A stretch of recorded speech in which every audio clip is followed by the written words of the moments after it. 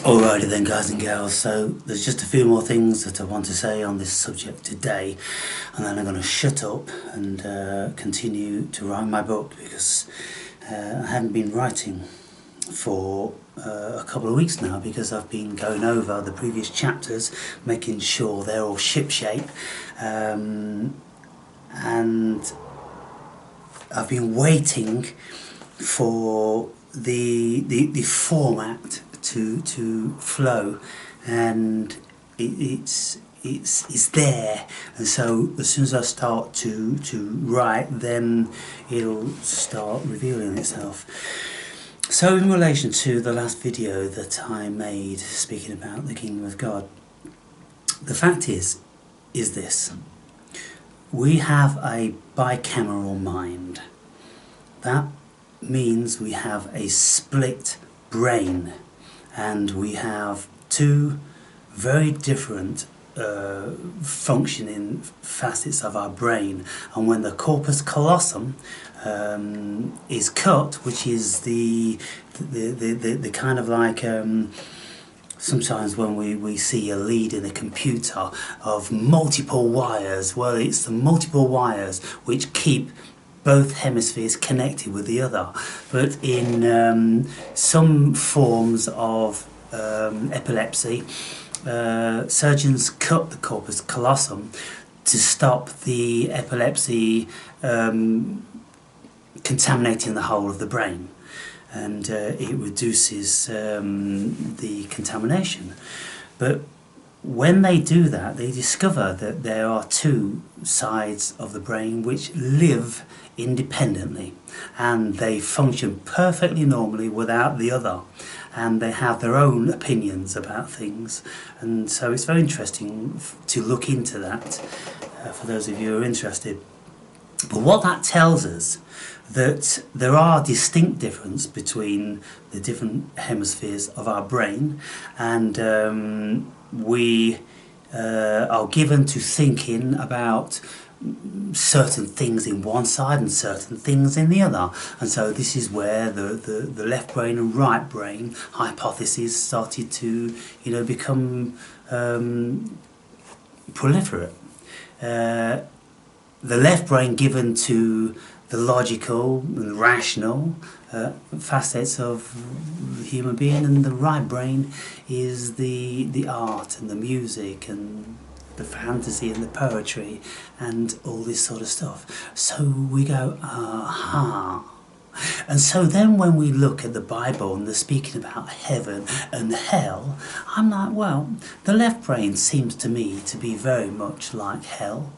It's all the calculating, it's all the mundane, it's all the logic, it's all the thinking, and the pertains to the ego, that what we want to do we want to manipulate, do we want to coerce, do we want to deceive? All these sort of things pertain to the left brain, where the right brain doesn't get involved in any of that stuff. It gets involved with waxing lyrical about love and wonderful things, and poetry and the universe and music, and invariably about love, isn't it?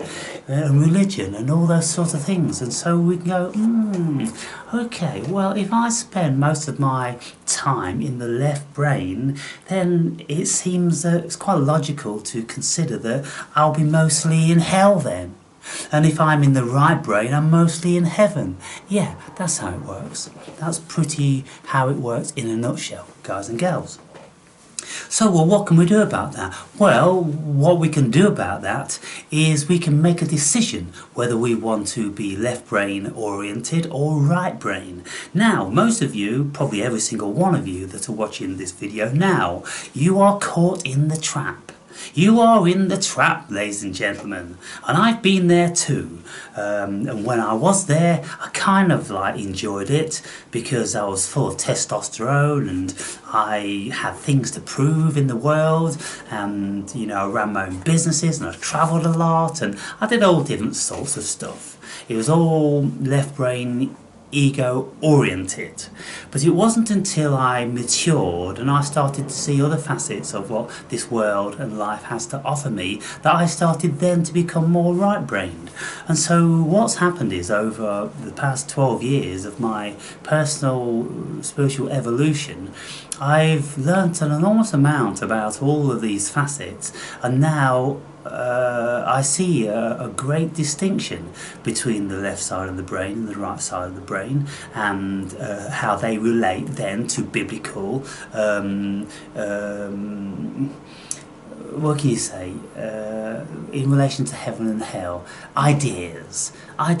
Now look, I've said to you that I've been to hell, and I've said that I've also been to heaven. Now, there's lots of different varieties of hell and heaven, people. There isn't just one place up there and one place down there. That's fiction. Everything pertaining to those realms is in here. It's in human consciousness. And so, there's a lot of bizarre stuff that goes on in human consciousness, and I've entered into other dimensions of spiritual beings or astral beings, and I've had Jesus talk to me and God chastise me, and I've been to hell. I've done all this stuff, and where did I go? Nowhere. It all went on in here. And so when we look then at these biblical stories, it's all allegory.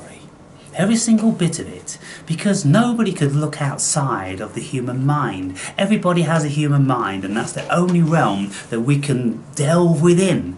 We don't have any other mind. We don't have the mind of God, unless we consider that the mind of God is our consciousness, and we're sharing a little bit of it. But we don't have all of the information which the greater consciousness pertains to. We just have a very reduced level, because if we had any more, our brains would fry. We simply couldn't deal with it. Now, when I have dabbled in DMT, dimethyltryptamine, that molecule is almost identical to dopamine or serotonin. And the after effects of that last for up to 3 hours, very profoundly for the first half an hour, where your brain is flushed with these neurotransmitters, dopamine, serotonin, any of the feel-good neurotransmitters. And when you have a massive influx of these feel-good hormones, then that could very well be described as being in heaven. It's the absolute closest we're going to get being in the human body, because everything else just fades away, and all you're left with is the beauty and the wonder and the amazement. And particularly, like I say in my book, on a sunshiny day, when the sun is out and you're out in nature, we have to know that we're in heaven. This is an incredible environment that we're in. Potentially, it depends what part of the world you're in. I've been to absolute terrible places which could very easily be considered to be hell. So there is hell here on earth, and also there's heaven. Now, it's very fortunate for me that at this moment in my life, I'm living in heaven. And I've been in heaven quite a lot in the past 10 years, but I've also been to hell quite a few times during that period. And so, what happened when I went to hell? Well, I was very involved with my ego. I was very involved with grasping and getting and greedily gathering up, self-empowering myself, and just wanting to be something. I just wanted to be something other than what I am. And it's all fake, all false, and it's all delusory, and it's all nonsense. Every single bit of it. And so, having been blessed with a spiritual awakening and going through the dark night of the soul for 7 years solid, and having time to contemplate, that did me the world of good, because I looked at everything. And I read and I read and I read and I gathered up all this information, and I was still doing it, right? And I'm still doing it today. It will never end. But in the last year, what happened was, because I was out of any involvement with any toxic relationships, I was out of any involvement with any conspiracy theories, and anything or person that wanted to lay claim to me in any shape or form. I was out of it. I was just being. I was in a place where I was just being. And when you're in a place where you just be, well, you've got plenty of time for contemplation, you see. And when you do that, you learn a lot. And if you're given to meditation, you learn a lot. And if you have a propensity to want to speak philosophically to people, and there's plenty of people around, and you can do that, and you can speak to religious people, you can speak to atheists, you can speak to spiritual people, you can speak to lots of people. And so it's kind of like having my own psychoanalyst practice. When you live with people and you watch them closely and you're with them constantly, you learn a lot. So I learned a lot about other people. I learned a lot about myself. I learned a lot about how my mind functions outside of the mundane, looking at your computer every day and then having pop-ups and being distracted and being lured in and being hypnotized and being propagandized and all this sort of stuff. Well, it's the devil himself. It's the devil himself. If, on the other hand, we're not drawn in and we don't follow pop-ups and suggestions and this, that and the other, we've got a mind of our own and we decide what we want to look at and we know why we want to look at it, then we'll keep our sanity and we'll keep ourselves within the realm of the kingdom of God. If we don't, if we let it all go, and there's a great saying, take control of your own mind, ladies and gentlemen, because if you don't, somebody else will. And that's what's happened with modern technology. Most people, they've got no idea it's happened, but they are under the spell, under the hypnosis of certain powers that want to extract your life force. They want to keep your attention, because human attention is the most sought after thing in this known universe.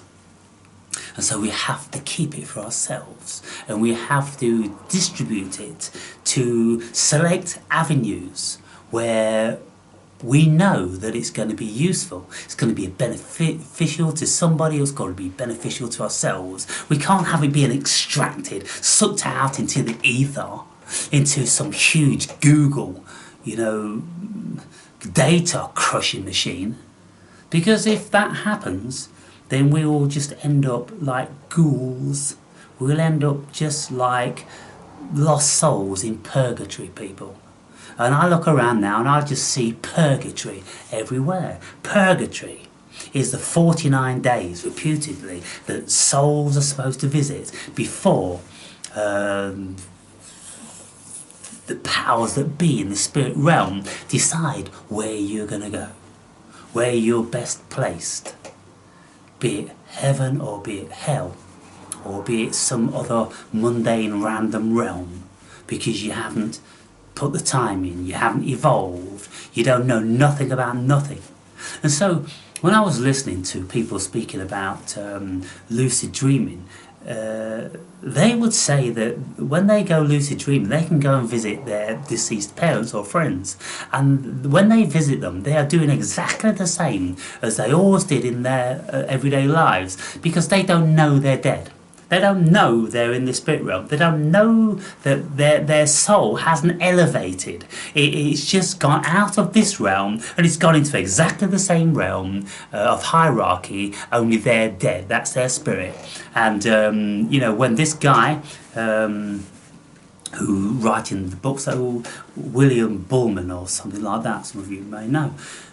He would say that he'd go into his mum's house and she'd say, "Oh, hi Bill, oh, you want a cup of tea?" And, you know, just feeding the cat, and she's doing all that stuff. And he's like, why is that all she's ever doing when I go there?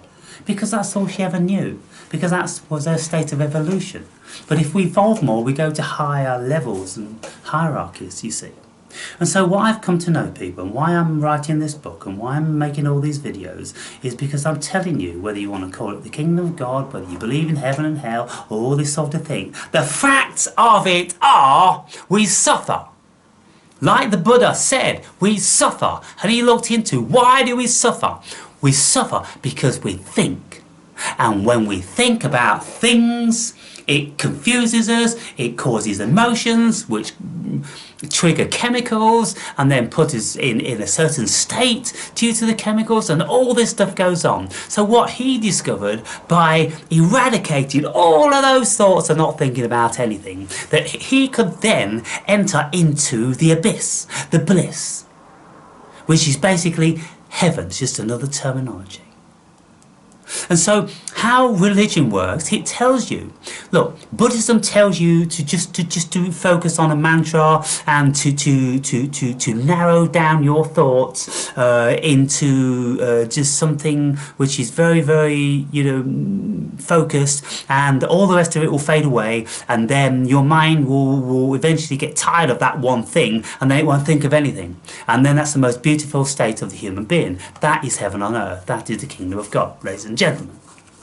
Now, in religion, in Christianity, for instance, how you get there is by focusing on God or Jesus. You narrow your thoughts down so you're thinking about nothing except the kingdom of God and the love of God and the love of Jesus and the attributes of Jesus. And when you're thinking about all that, it blocks all the naughty stuff and nasty things out of it. And then you enter into the kingdom of God. So it's very, very simple, really. What do? We completely step outside of the left brain and we enter into the right brain. And then when we're in the right brain, we're thinking about love, we're thinking about confluence, we're thinking about, the beautiful facets of God's creation, and we might start thinking poetically and all these wonderful things. We're not thinking about paying the bills, we're not thinking about appeasing our boss, we're not thinking about how we're going to get laid or any of this stuff.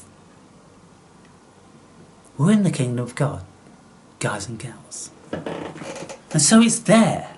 Whether you believe in God or not, it's in here. It's how we work. Our consciousness, our sentience, our minds, our brains, our thoughts. Thoughts are things.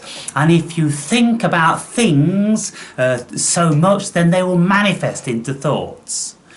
And so this is the whole thing about in the beginning was the Word. Just a thought, people. But if you think about things, often like the law of attraction, you will manifest those things. Because that's how this consciousness works. Thoughts create your reality.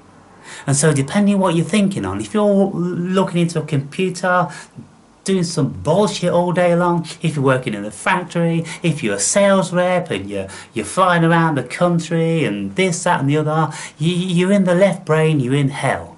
You know that. And if any of you have ever experienced anything like, for instance, if you are arguing with a friend or family member or anyone that's close to you, then you're agitated, aren't you? And you're feeling all different sorts of things, which is making you feel out of sorts. As soon as you get a resolve on that issue, then all of a sudden, I feel much better now. Well, can you imagine that 1,000-fold? If you've got a resolve on all of that stuff. For instance, it's not everybody's bag. It may be an older person's bag, a retired person's bag. For those of you that are retired, you will be able to grasp what I'm saying much more easily than people that are in a working age and feel as if they have to work. Nobody has to work in the Western world. There's things you can do. There's alternatives. And I've been an advocate of that for many years. And so if any of you got any doubt that it's a thing and it's doable, well, just look at me. I live like a king. And I ain't worked a stroke in 12 years. And so I decided that I no longer want to live in hell. I want to live in heaven. All these wheels and machinations of industry and government, they're all designed to keep you locked in hell. They can't stand the thought of you or the reality of you entering into the kingdom of God, because they can't do nothing with you when you enter into the kingdom of God. I'm in the kingdom of God now. They can't do nothing with me or to me. Nothing. I'm operating on a different plane of consciousness, which means I live in a different world. So, what I'm saying here is, I'm trying to make it simple, I'm trying to make it obtainable, I'm trying to make it of some relevance to you in your lives. What I'm saying here is that there is another way that you can live, and it all pertains to your thoughts. And if you think that you have to do this, and you have to work for this boss that you can't stand, and you have to continue to live with this partner that just does your head in, and you got nothing in common anymore, and you have to have a relationship with your in-laws or your parents or your family members, if you think that that's your bag and you are embracing Satan himself, if you don't think that, just step outside of it. And you'll enter the kingdom of God. You will be in heaven. For instance, family members. You know, I'd always had an issue with my sister. Nothing changed. Within 4 weeks of us repatriating our relationship again, it was over. Because I just wouldn't be what she wanted me to be. This figment and fiction of her imagination from 50 years ago, living stuck in that groove. And I don't know whether any of you remember the book burning video. You know, it could have been famous, but she threatened that she was going to do this and that unless I took it down. I just took it down. But that, you know, people like Eckhart Tolle, evil, and all the people I was mixing with were all evil. Why did she make that level of assessment?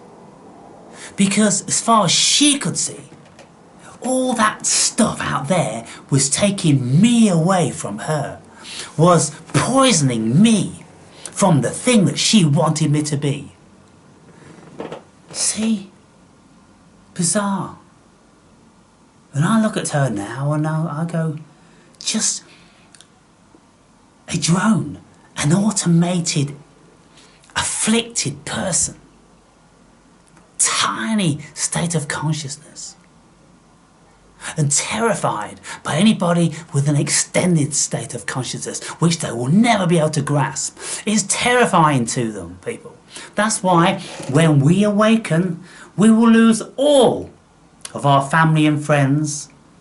Barely a single one will stand the test of time. For a very good reason. They cannot enter into that higher level of consciousness. And so, just to think about how you think, and whenever you are not feeling 100% joyous, and feel like you want to skip like a 6-year-old through the pastures, if you're not feeling like that, then you're not in the kingdom of God. And so you might want to do something about it. Because there are avenues that can take you there. And I've spoken, and those of you that are long-term viewers of mine, you've seen some of how I've done it, and Lord knows I've laboured how I've done it. But if you don't think it's your thing, if you're not ready for it, if you couldn't deal with it, if you couldn't handle it, oh, I've got to buy this for the kids, oh, I've got to save up for my pension, or all that, then you're in the kingdom of Satan. When you're in the kingdom of God, you don't have to concern yourself with anything. Nothing at all. Because you're catered for. You're just completely catered for. Because you no longer are in Satan's realm. And everything just falls in your lap, ladies and gentlemen. Sounds bizarre, doesn't it? Sounds curious. Strange, but true.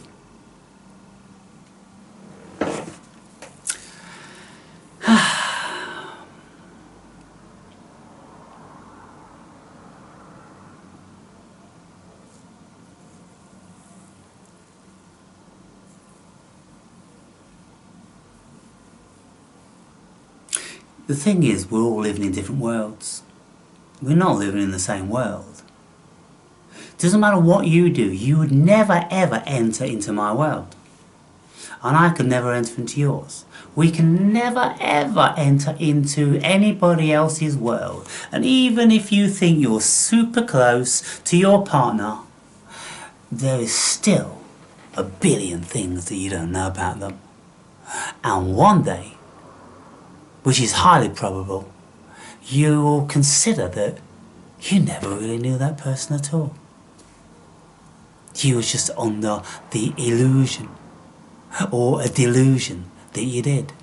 We will never ever know anybody, really. We'll just kid ourselves that we do. We live in our world. We all have a universe of our own. As outlandish as that sounds, we do not share our consciousness with each other. We're like bubbles in a bubble bath. We're all one bubble bath, but we're all individuated bubbles. And we're only touching some of the bubbles around us. And when we touch those bubbles, then through that membrane, we can exchange a little bit of information, like the corpus callosum, exchange a little bit of information between the left and the right hemispheres of our brain.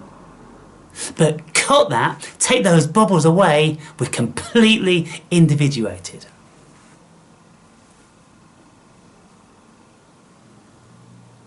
And so when scientists speak about multiverse, and every time we do the smallest little thing, we then shoot off into another potential, into another multiverse.